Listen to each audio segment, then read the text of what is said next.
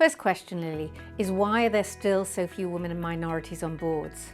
Well, there has been some improvement. In 2020, only 5% of Fortune 100 CEOs were women. And in the top 1,500 CEOs, there are more men called David than women. This continues to be a problem, and there are a number of issues that underpin this. Exclusively male boards like to recruit in their own image. Whilst women might make the shortlist, the 2019 study of gender in private company boardrooms shows a significant bias against women making it to the top table. My personal experience is that the old boys club is still alive and kicking. Even when there's a desire to bring diverse candidates onto boards, the decision makers end up recruiting people that either the investors or the CEO are already connected to. Women tend to be less well networked than their male peers and have very few role models to support them in their careers. Positive shifts to actively promote women into leadership roles can be seen as laudable, but can also backfire, leading to people being suspicious that their success has been achieved due to unfair advantage, putting a lot of pressure on successful applicants. Men are surrounded by prospective mentors who can also help them to further their careers. They feel comfortable in asking for help, but it's not the same for women. If they seek out relationships with older male mentors, they're treated with suspicion. If male mentors show them a preference, then they can be accused of sexual favoritism. In today's Me Too environment, men have been even more cautious around their interactions with women, making it really difficult to have spontaneous, healthy relationships with would-be cheerleaders who could guide and support women in their career intentions. Women can also tend to self-sabotage, falling into that perfection trap and not applying for roles that they would be perfectly qualified to do. If they haven't got 100% of the competencies listed, they talk themselves out of it. Whereas men, if they can read the job advert, they can do it. The bias of language from other women can also make women feel guilty about not joining the herd at the school gates, and they can be made to feel as other by non-working mums. Pointed comments such as, "We haven't seen you here for a while," compare unfavourably with those directed toward working men who show up at the school gate once a month and are told that they're great dads for being so involved with their kids. Talented women tend to be more loyal to their employers, staying longer in their roles and therefore reducing the pool of female talent for the senior executive positions.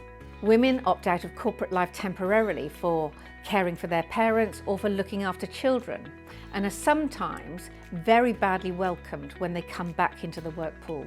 Many of the most talented women that I know become so fed up with the conscious or unconscious bias against them that they opt out of the traditional career path and choose to set up their own businesses. Women tend to be reluctant to claim their achievements and live with a disease to please, or what I call yes women's Tourette syndrome. They'll take on menial jobs, work long hours, and hope that their willingness or compliance will get them noticed. The challenge here is yes, they do get noticed for doing menial jobs and working long hours, reducing their chances of getting promoted into more meaningful work.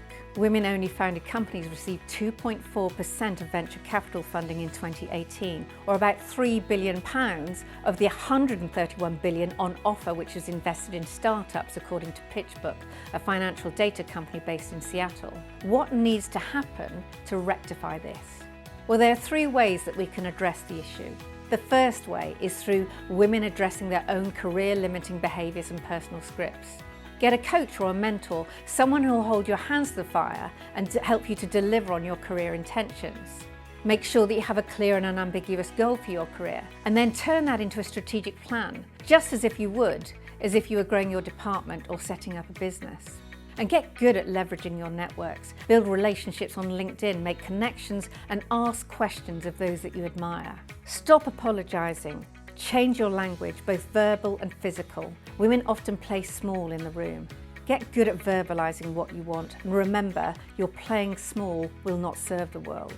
And step outside of your comfort zone. Apply for that job and don't fear failure, but learn from it, because it's going to make you stronger. Through women who have made it to the top, supporting other women in their quest to break the glass ceiling. Volunteer to mentor other women if you've already made it. And be aware of your own alpha female behaviours and temper them. Ask yourself, are you blocking other women because you like being the queen bee in the room? And be careful of your own conscious or unconscious bias.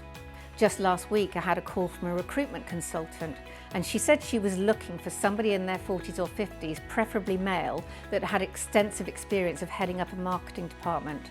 I asked her, what was wrong with having a 40-year-old or 50-year-old woman who'd had similar experience, and she accepted the challenge. And make sure when you work with women, invest in their development. And the final way to address the issue is through men being prepared to recognise, both through the data and the reality, that boards and businesses do better with a mixture of minorities and women on board. So challenge your biases and your recruitment processes. How can you bring your business into the 21st century and create a culture that's inviting women and minorities onto the board or the top table? And be an advocate for women who's doing a fantastic job for you but might need a little bit of help and encouragement in taking the next step. Offer support and challenge, and this means both learning how to give and receive constructive feedback to help women to recognise what they need to stop doing or start doing to increase their leadership competency and take on opportunities that will advance their careers. Finally, any words for the business or for women who are considering to take the next step up the career ladder? To business, I would say, with women set to make 52% of the UK workforce by 2030 and taking the lion's share of responsibility for spending the household budget, unless we all take responsibility for ensuring that we level up the playing field for the benefit of everyone, business and commerce is going to miss out. To women, I would say JFDI, just flipping do it. The one thing that's worse than failure is the failure to try. So set your sights high and remember that you are a role model for your sister, your children, your nieces and all of those who'll come after you. Decide what kind of legacy that you really want to leave and don't let the absence of a certain type of genitalia stop you from delivering it.